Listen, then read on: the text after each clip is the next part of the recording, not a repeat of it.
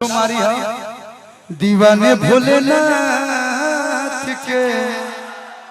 भोलेनाथ के दीवाने कौन कौन है? भोलेनाथ के दीवाने कौन कौन कर दूं हाथ को उठा लेंगे तो प्रेम से बाबा बैजूनाथ की जय हो। दीवाने भोलेनाथ के।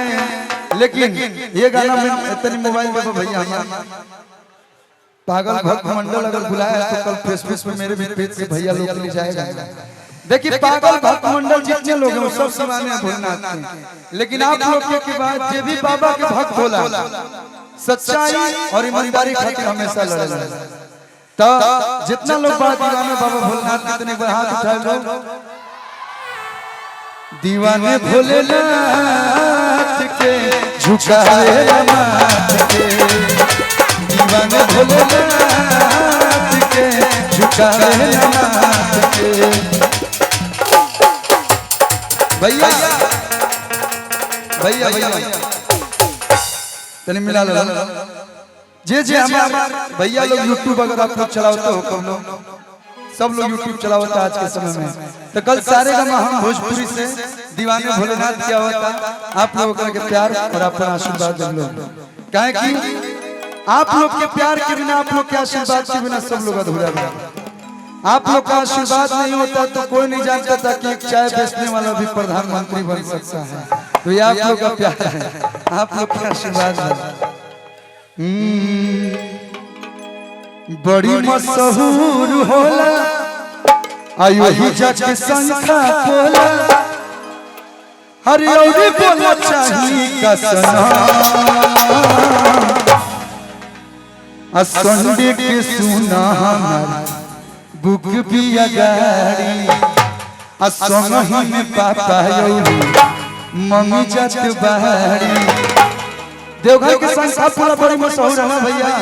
अरे भैया पाप मत छुओ यार बार-बार पाप काहे चढ़ाओ दिल में जगह रखिए। हां हाथ लाई हां 3 बार गोड़ छू लेला एकदम बुजुर्ग लेखा फील होके लगा बुझा तुम बहुत बोल गए कहीं।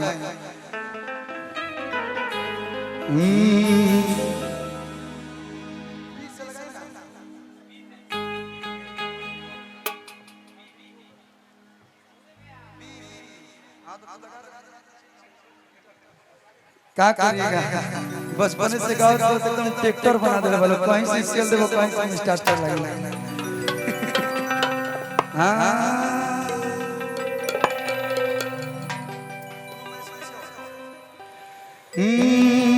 संडे के सुना हमारा अब भी अगाड़ी असोनही में पापा यौरी मम्मी जत बहारी। बड़ी मशहूर होला ओही जग संखा बोला हरियौरी बोला चाहिए कसम।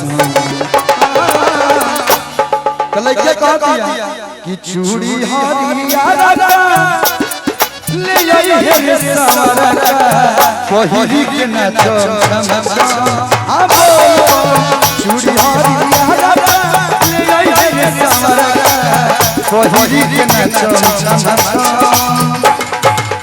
संडे के सुना हमारा बुक भी अगाड़ी सही में पापा यौरी मम्मी जत बहारी। बड़ी मशहूर होला ओही जग संखा बोला और बोला चाहिए कसम। देखिए मंटू भैया आप भले कितना भी गोरा हो जाइए चाहे सुनील सर कितने भी गोरे हो जाइए लेकिन जितना डिमांड हम थोड़ा बहुत सामने लोग का है। देखिए हमारे कितना सवरा है भाई जितना लड़की सावर लड़का को पसंद कर उतना क्यों के ना पसंद। सच्चाई है कि चूड़ी हरिया ले आई है सवारा पहिरी के नाचो छमा आबो चूड़ी हरिया ले आई है सवारा पहिरी के नाचो छमा।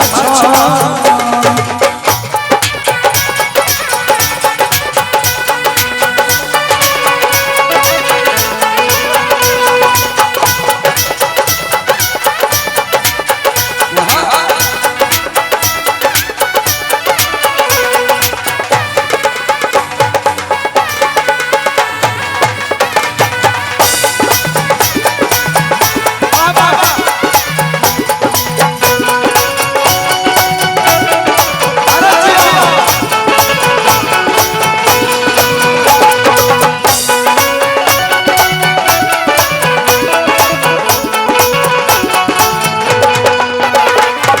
लड़का कहता पहले के जमाने में भैया लोग घर आते तो लिस्ट बनता है कि बासुकीनाथ और देवघर के बीच में घोड़मारा पड़ेला हो जले सुखाड़ी जी के पेड़ ले आई संख्या पोला ले आई अच्छी दाना ले आई। लेकिन आज के समय में डिजिटल जमाना हो गया घर में हेरारू दिया लोग वीडियो कॉल के दिखाओ तो देखो बाबा के दर्शन सला कहता लइका बा मोहन पर के बेरी बेरी फोन हो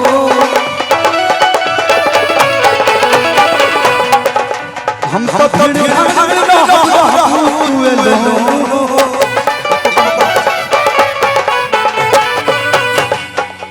अरे मोर सोना हेलो हेलो कितनी तुम अच्छी हो ना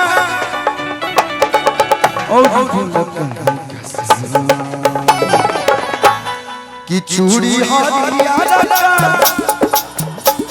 ले आई रे सवारा चूड़ी हरियारा ले आई रे सवारा पहिरी के नाच छमा